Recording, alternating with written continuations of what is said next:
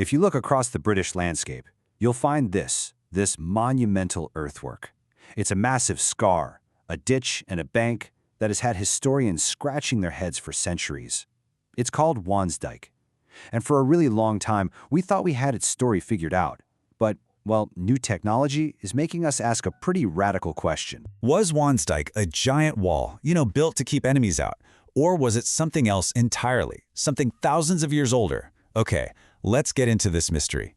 First off, you've got to appreciate the sheer scale of this thing. Wansdyke isn't just one line. It's made up of two major sections, east and west, and they stretch for over 30 kilometers. I mean, no matter who built it or when, that is a monumental feat of engineering. For the longest time, the story we all told was pretty straightforward. It's a defensive line, built sometime after the Romans left Britain. But that whole story is now being seriously challenged by discoveries that were, and I mean this literally, invisible until just a few years ago. All right, so let's start with the classic theory, the one that's been in the history books for generations. This is the idea of Wansdyke as a massive fortress wall. What's fascinating is how this story has shifted over time. Back in the 1700s, this guy, William Stukeley, he was absolutely convinced it was from the Iron Age. Then, fast forward to the late 1800s, and the great archaeologist Augustus Pitt Rivers proved it was built after a Roman road that it cuts across. So boom, that pushes the date to sometime after the Romans.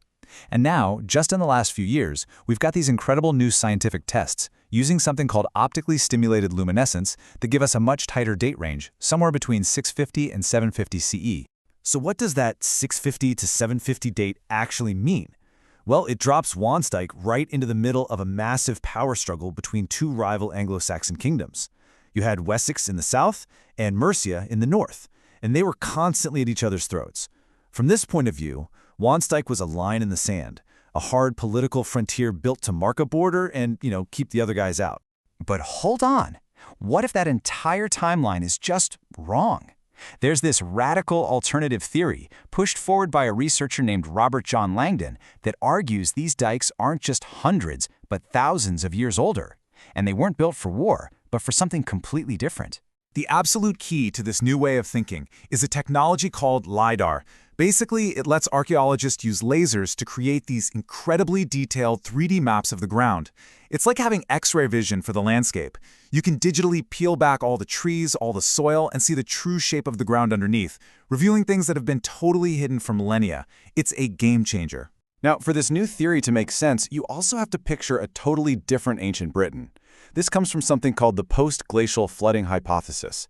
It suggests that right after the last ice age, Britain wasn't like it is today. It was a much wetter place, river levels were way higher, the water table was higher, and the whole landscape was just crisscrossed with natural waterways. So to build his case, Langdon studied a similar structure called Car Dyke. And when he tallied up the artifacts found along its banks, well, the results were jaw-dropping. Just look at this chart. A whopping 82% of all the stuff they found was from the Mesolithic, Neolithic, and Bronze Ages. Roman finds, only 18%. This strongly suggests that the real action at this site was happening thousands of years before the Romans ever showed up. So you put it all together, and here's the big idea. Langdon's theory is that Wansdyke and all these other earthworks weren't defensive walls at all, they were canals. Part of a huge ancient transportation system built by Mesolithic people to move things like precious minerals from mines across that waterlogged landscape. Ancient highways, not ancient fortresses. Okay, so now we have two totally clashing stories, a Saxon fortress versus a prehistoric canal. Let's put them head to head. Let's see how each theory explains some of Wansdyke's weirdest and most puzzling features. All right, let's take this bizarre 90-degree turn in the dike. If you're building a defensive wall, a sharp corner like this is a nightmare. It's a huge tactical weak spot, a perfect place for attackers to focus on. It makes no sense. But if it's a canal, suddenly it's perfectly logical. Langdon argues this sharp bend is just the builders cleverly adapting the canal's route to follow the edge of a shoreline as the water levels slowly dropped over time. And what about construction time? The estimates here are, well, they couldn't be more different. One archaeologist, P.J. Fowler, figured you could throw up the whole East Wansdyke in just 30 days with 1,000 guys. But Langdon's math, based on how much earth had to be moved, suggests it would have taken a team of 200 men over 11 times years.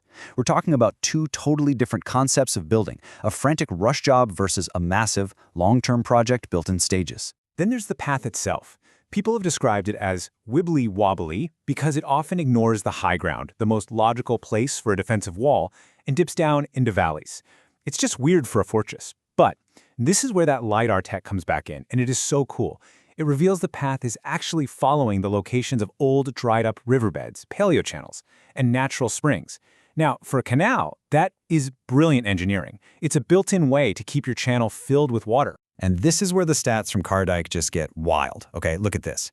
The chances of just randomly finding a Bronze Age artifact in this part of England are almost zero, 0.03%. But along the dike, the number of finds was more than 13,000% higher than expected. 13,000! And it's the same incredible pattern for the earlier Stone Age periods. That's not a coincidence. That is a massive signal that these sites were hugely important hubs of prehistoric life. So why does all this matter? I mean, what are the real stakes here? This is so much bigger than a debate about one old wall. If this waterway theory has legs, it could fundamentally change our entire picture of what prehistoric Britain was like. As you can probably guess, an idea this radical has definitely faced some pushback. As Langdon himself puts it, when you challenge the old way of thinking, it can stir up a tempest.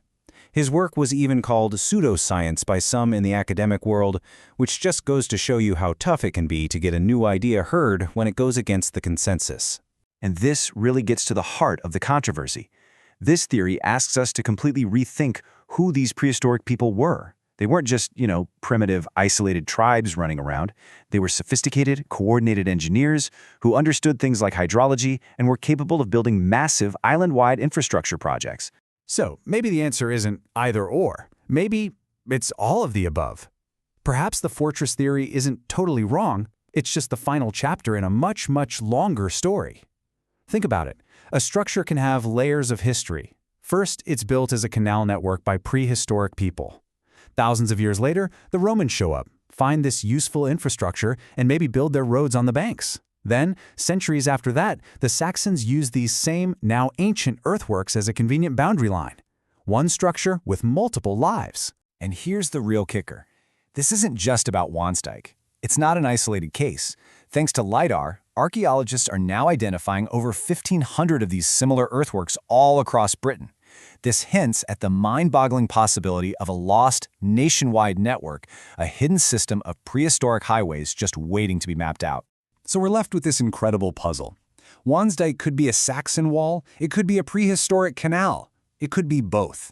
The debate is far from over, but one thing is absolutely for sure. New technology is letting us see our own past in ways we never thought possible. And it just makes you wonder, doesn't it? What other huge secrets are lying right there, just under our feet, waiting for the right tool to bring them into the light?